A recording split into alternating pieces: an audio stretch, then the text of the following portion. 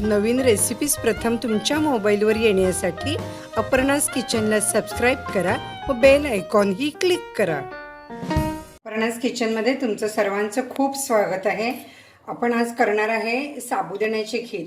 तशी साबुदाण्याची खीर ही आपली उपासाला अगदी पहिली पारंपरिक पहिल्यापासून आहे, पण ही जी मी खीर केलेली आहे ती अतिशय हेल्दी म्हणजे पौष्टिक आहे की उपासाच्या दिवशी तुम्ही एक 2 वाटी खीर पिलीत तर तुम्हाला अगदी दिवसभर थकवाही जाणवणार नाही आणि एरवीही तुम्हाला करता येईल। तर कशी केली ते पाहूया।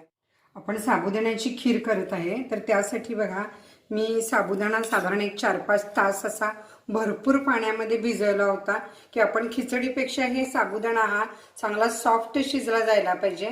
5-6 तास असं पाणी भरपूर घालून झाकून ठेवला होता आणि अगदी क्वांटिटी थोडी घेतली होती साबुदाण्याची, पाव वाटीच साबुदाणा आहे हा। तेवढ्या साबुदाण्यासाठी आपण साधारण अर्धी ते पाऊण वाटी पाणी उकळत ठेवलेलं आहे। पाणी आपलं हे उकळायला लागलेलं आहे आणि आपण यामध्ये सगळा साबुदाणा हा घालायचा आहे।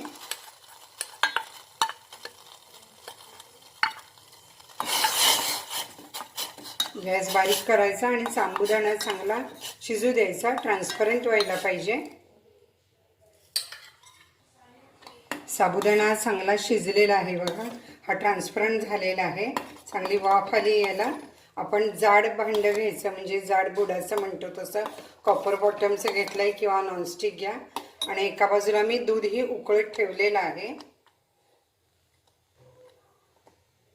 आपली खीर पौष्टिक आणि हेल्दी होण्यासाठी आपण साधारण 7-8 बदाम असे घेतलेले आहेत, त्यानंतर काजू घेतलेले आहेत आणि 1 चमचा आपण खसखस घ्यायची आहे। हे बघा अशी खसखस हे तिन्ही मिळून मी मिक्सरमध्ये पेस्ट करणार आहे। आता ही अशी पावडर झालेली आहे, तरी सुद्धा आपण यामध्ये दूध घालायचं आणि याची पेस्ट करून घ्यायची म्हणजे आपल्या खीरीला चांगला दाटपणा येतो। आपला साबुदाणा इथे शिजलेला आहे आणि दूध आता हे उकळलेलं आहे। हे उकळतं दूध आपण हळूहळू या खिरीमध्ये ओतायचं आहे साबुदाण्यामध्ये। साधारण हे दूध मी 1 मोठा ग्लास घेतलेलं होतं, पाव लिटर। खीर चांगली उकळलेली आहे आणि आपण हे एकत्र केलेलं आहे मिक्सरच्या भांड्यामध्ये। बघा पेस्ट छान झाली। काजू, बदाम आणि खसखस हे तिन्हीची आपण पेस्ट खिरीला लावलेली आहे। खीर उकळायला लागली, आपण यामध्ये पाव चमचा वेलदोड्याची पावडर आणि पाव वाटी साखर घालायची आहे। तुमच्या आवडीप्रमाणे साखर तुम्ही कमी जास्त करू शकता।